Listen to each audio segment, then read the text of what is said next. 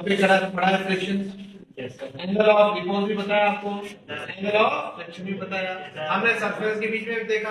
अब हमारे पास same books हैं दो, और अलग अलग क्या है, सरफेसेस हैं।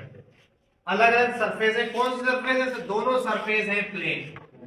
अब इनको बनाएंगे हम क्या, हम इसको किसी एंगल पर उठाएंगे तो ये क्या बन जाएंगे, इंक्लाइंड प्लेन। अब इसमें से आप दो तीन चीजें देखेंगे कि किस में से ऑब्जेक्ट जल्दी गिरता है, और जब गिरेगा तो उस किस प्लेन का एंगल कम होगा। जितना जल्दी गिरेगा उसका एंगल उतना क्या होगा, कम होगा। ये चीज हमने इक्वेशन से प्रूव की हुई है। तो अब हम इसको उठाते हैं one by one, slowly slowly gradually. सामने आते हैं बेटा, तुम्हारा क्या है ऐसे करते हैं, विल वॉच इट। इस सरफेस से दोनों का एंगल क्या है, सेम है, एंगल सेम है। आप इसको झटका देंगे, देखें बेटा ये वाला प्लेन जल्दी गिर गया, दैट मींस दैट यहाँ पर फ्रिक्शन क्या है, कम है, इसलिए इसका एंगल ऑफ रिपोज भी कम है, तो इस लिहाज से एंगल ऑफ फ्रिक्शन भी क्या होगा। अब इधर आते हैं, अब इधर आते हैं सरफेस के ऊपर।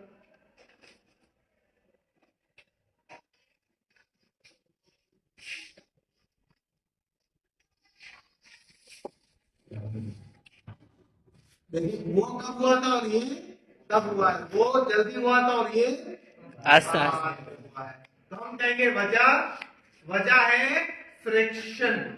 क्या है, जितना फ्रिक्शन ज्यादा होगा उतना क्या होगा, उतना आपका एंगल ऑफ फ्रिक्शन भी ज्यादा होगा। आपने देखा है उतना क्या होगा आपका, जितना एंगल ऑफ फ्रिक्शन ज्यादा होगा मतलब फ्रिक्शन ज्यादा है, तो हमारे पास क्या होगा, कोफिशिएंट ऑफ फ्रिक्शन भी क्या होगा, ज्यादा होगा। और वो चीज होने से एंगल ऑफ रिपोज मतलब इंक्लाइंड प्लेन का ग्राउंड से हॉरिजॉन्टल सरफेस से जितना एंगल भी क्या होगा, ज्यादा होगा। इस सरफेस का एंगल कम था, इस सरफेस का ज्यादा है। दैट मींस इसकी रफनेस कम है, इसकी रफनेस ज्यादा है, इसकी फ्रिक्शन कम है, इसकी फ्रिक्शन ज्यादा है, इसका एंगल ऑफ फ्रिक्शन कम है, इसका एंगल ऑफ फ्रिक्शन ज्यादा है, इसका एंगल ऑफ रिपोज कम है, इसका एंगल